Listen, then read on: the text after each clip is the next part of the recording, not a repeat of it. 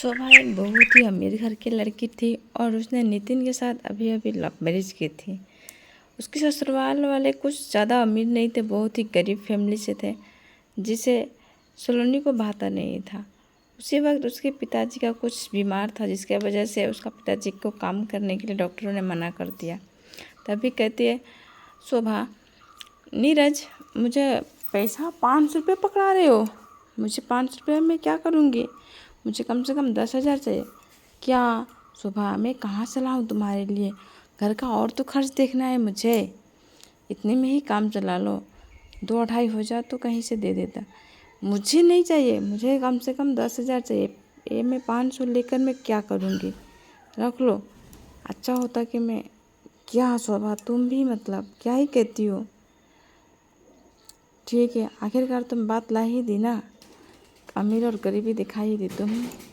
दिन पर दिन शोभा की ज़्यादा डिमांड बढ़ती गई और अच्छा हुआ होता कि मैं तुमसे शादी नहीं की होती, पापा की बात मानी होती तो आज मैं सुभाष के साथ बहुत ही अमीर फैमिली में अच्छे से रह रही होती। यह सोचते हुए इसे खराब लगता है और नीरज सोचता है कि मैं आखिर इसके खुश रखने के लिए कितना ही करती हूँ, पर वह मुझे हमेशा ही गलाती।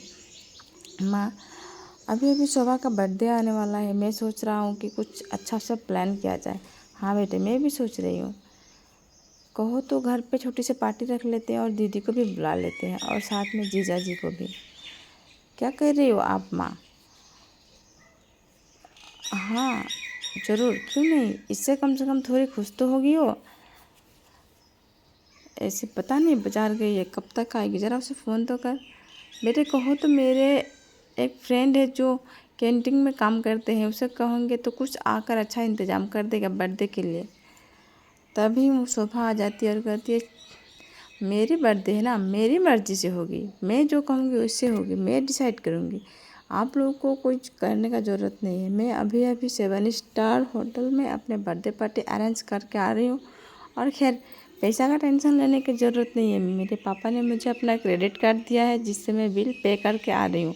बस आप लोग मेरे बर्थडे के दिन जल्दी से रेडी हो जाना और अच्छे कपड़े पहनना, जिससे मेरे किसी मजाक ना बनाए। इतना कहते हुए वो अपने कमरे में चली जाती है और नीरज कहता है, क्या कैसे बात कर रही हो तुम।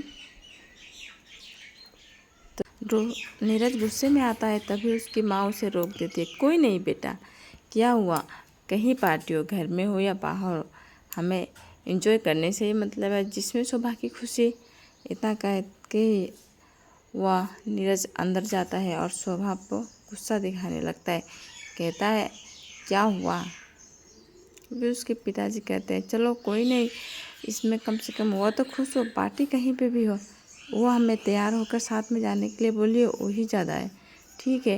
इतना कह के नीरज अंदर जाता है और वहाँ शोभा को बोलता है, क्या तुम ऐसे क्यों बात कर रही थी, हर बात में पैसे को भी बीच में क्यों लाती हो, इतना बड़ा होना ठीक नहीं है, हर बात में माँ पापा का बीच में ला देती हो तुम। देखना यह एक दिन बहुत ही गलत प्रभाव करेगा हमारे रिश्ते में। आप तो चुप ही रहो, आप तो कुछ करेंगे नहीं, बेकार मेरी बेइज्जती करवाने के लिए मेरी फैमिली वाले मेरी बर्थडे पार्टी के लिए बहुत दिन से इंतज़ार करते रहते, मेरे फ्रेंड्स सभी बर्थडे पार्टी के लिए बोल रहे थे, क्या मैं एक छोटी सी झोपड़ी में उन लोगों को लेकर आऊँ, अपनी बेइज्जती करवाऊँ यहाँ पे लाकर। यही चाहते हैं आप तो बताइए, इसलिए मैंने वहीं पे बुकिंग कर दिया। आप तो पैसा देंगे नहीं, इसलिए मुझे पापा से मजबूरन लेना पड़ा। ठीक है, कोई नहीं, आप लोग तैयार हो जाइएगा, साथ में चलेंगे।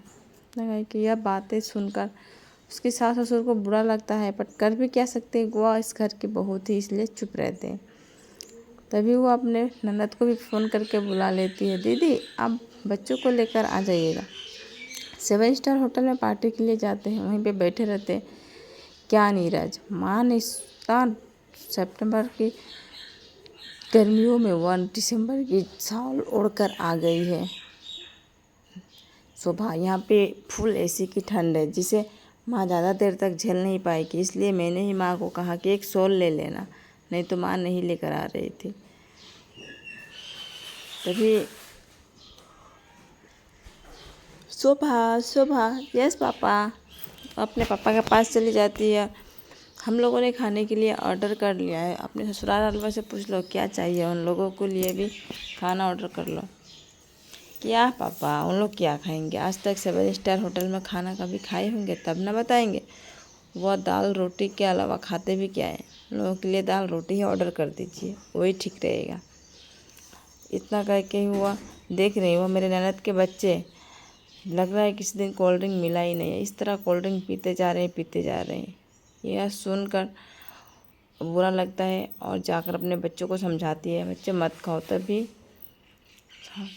शोभा का सास ससुर तो पेट से थोड़ा बीमार थे, इस वजह से उन दोनों ने दाल रोटी ही खाया और उसके फ्रेंड्स अच्छे अच्छे खाने खाए। अरे शोभा चलो ना डांस कर दें, शोभा चलो ना।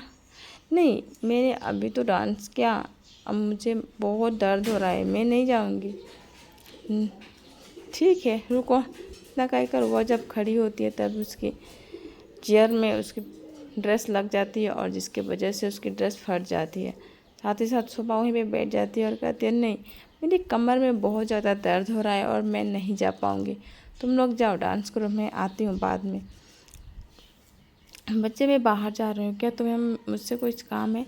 नहीं माँ जी आप जाइए।